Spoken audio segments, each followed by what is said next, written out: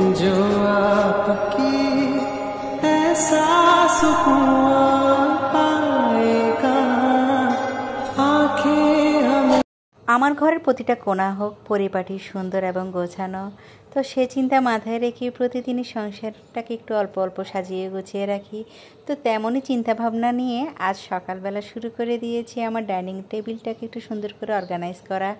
আসসালামু আলাইকুম ভিউয়ার্স, কেমন আছেন সবাই? আশা রাখছি যে যেখান থেকে আজকের আমার এই নিউ ব্লগটি দেখছেন সবাই ভালো আছেন, সুস্থ আছেন এবং নিরাপদে আছেন।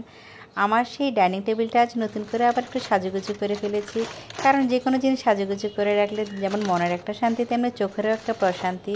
আর এদিক দিয়ে কিছু গ্রোসারি শপিং ছিল, সেগুলো একটু গুছিয়ে রাখছি। গতকাল রাতেই আনা হয়েছে, সেগুলো আর গোছানো হয়নি। তো আজ ঘুম থেকে উঠে সকালবেলা নাস্তা খেয়ে এই কাজগুলো করে ফেলছি। আজ আপনাদের সাথে আমি সকালের কোনো আয়োজনই শেয়ার করছি না। আর এদিক দিয়ে আমি অল্প অল্প করে সব কিছু গুছিয়ে রাখি। একজন আপু আমাকে কমেন্ট করেছিল যে দুধটা আমি খেয়ে থাকি সেটা কেমন। আমি কোনো রিভিউ শেয়ার করছি না, তবে এই দুধটা কিন্তু বেশ ভালো লাগে খেতে, আর এক ধরনের ক্রিমি একটা টেক্সচার আসে চায়ের মাঝে। তো যাই হোক, একটু বেশি পরিমাণে আনা হয়েছে, কারণ আমি তো চা লাভার, যার কারণে একটু বেশি করে দুধ আনা হয়। আর এদিক দিয়ে যে মাল্টোবাটা আনা হয়েছে সেটা একটু এই জারের মাঝে ঢেলে রাখছি, কারণ আমার ছেলেরা স্কুল থেকে আসলে মাল্টোবা ও বিস্কুট দিয়ে তাদেরকে খেতে দিতে হবে। আর সেজন্য সবার আগে হাতের কাজগুলো একটু সেরে নিচ্ছি, আর একে একে পুরো রান্নাঘরটাকে একটু সুন্দর করে পরিপাটি করে গুছিয়ে নিচ্ছি। আজ আমার থেকে রান্নাবান্না ছিল না, কারণ আজ দুপুরবেলা আমার ননসের বাসায় আমাদের দাওয়াত আছে। তো যার কারণে বেড়াতে যাওয়ার আগে এই কাজগুলো গুছিয়ে রাখছি। আর সেই সাথে এখানে অনেকগুলো ডিম আনা হয়েছে, তো যার কারণে গতকাল রাতে আমি এগুলো ক্লিন করিনি, তো হাতের কাজগুলো একটু গুছিয়ে রাখবো। আর এদিক দিয়ে যে ডিমগুলো এনেছে সেগুলো ক্লিন করে তারপরে ফ্রিজে রেখে দেবো, যেহেতু বেশি পরিমাণে ডিম আনা হয়েছে। আর অন্যদিকে যেহেতু আপনারা অনেকেই জানেন আমি কেক বেকার, সেজন্য একটু বেশি পরিমাণে আমার ঘরে ডিম রাখতে হয়। আর একে একে সকল ডিমগুলো একটু ডিশওয়াশার দিয়ে ক্লিন করে পানি ঝরিয়ে এখন ফ্রিজে রেখে দিব।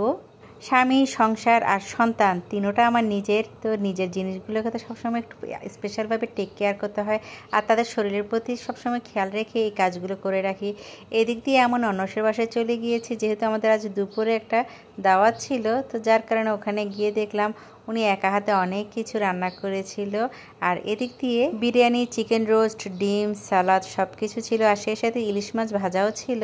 তো সব মিলিয়ে খাবারগুলো এত মজা হয়েছে। রান্নার কাছ থেকে যখন ছুটি পাই তখন এত শান্তি লাগে। আর এদিক দিয়ে একে একে সকল রান্নাবান্নাগুলো যখন হয়ে গিয়েছিল, আমি আপনাদের সাথে শেয়ার করার জন্য একটু ছোট ছোট ক্লিপ নিয়ে নিয়েছি। আর এই যে দেখুন, একটা থেকে একটা কত মজাদার খাবার রান্না করেছে। আর এদিক দিয়ে টেবিলে খাবারগুলো সার্ভ করে দিয়েছি আমি। জীবনটা খুবই ছোট, আর ছোট ছোট মুহূর্তগুলোকে একটু সুন্দর করে যদি উপভোগ করা যায় তাহলে বেশ ভালো লাগে। আর এদিক দিয়ে টেবিলে খাবারগুলো দিয়ে পরিবারের সবাই মিলে একসাথে খেয়ে নিয়েছি। তো এই ছিল আমার ছোট একটা ব্লগ আপনাদের সাথে শেয়ার করা। আই হোপ প্রতিদিনের মতো আজকের এই ব্লগটাও আপনাদের অনেক ভালো লেগেছে। তো দেখা হবে নেক্সট কন্টেন্টে। সবাই ভালো থাকবেন, সুস্থ থাকবেন। আল্লাহ হাফিজ, আসসালামু আলাইকুম।